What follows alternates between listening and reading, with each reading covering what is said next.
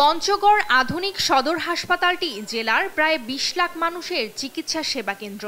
১০০ শয্যার এই হাসপাতালটিতে প্রতিদিন ১,০০০ রোগী বহির্বিভাগে চিকিৎসা নেয়, আর আন্তঃবিভাগে ১০০ শয্যার বিপরীতে ভর্তি থাকে অন্তত ৩ গুণ রোগী।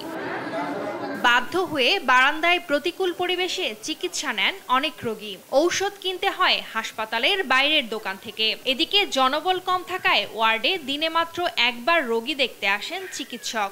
সেই সঙ্গে সংকট রয়েছে নার্সেরও।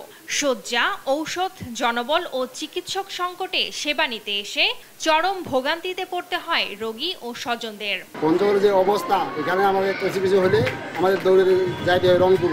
আজ অনেকদিন থেকে দেখতে বারান্দায় আমাদের চিকিৎসা হচ্ছে না ভালো।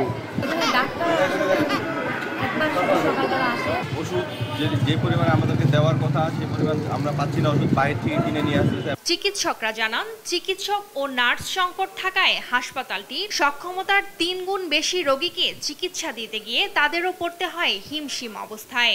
আমরা এই বাড়তি রোগীদের স্থান সংকুলন করতে না পেরে তাদেরকে বারান্দায়, করিডোরে অনেক কষ্টের ভিতরে থাকতে হয়। এখানে যে পরিমাণ ডাক্তার থাকার কথা তার 4 ভাগের 1 ভাগের ডাক্তার বিদ্যমান রয়েছে। তবুও আমরা সর্বোচ্চ চেষ্টা করে যাচ্ছি প্রতিটি রোগীর সেবা যাতে বিন্দুমাত্র কোনো ঘাটতি না থাকে। হাসপাতালটিতে ২৫০ শয্যার একটি ভবন এখনো নির্মাণাধীন। চিকিৎসা সেবা নিশ্চিত করতে এটির কাজ শেষ করা সহ পর্যাপ্ত জনবল নিয়োগের দাবি এলাকাবাসীর। নিউজ ডেস্ক, দেশ টিভি।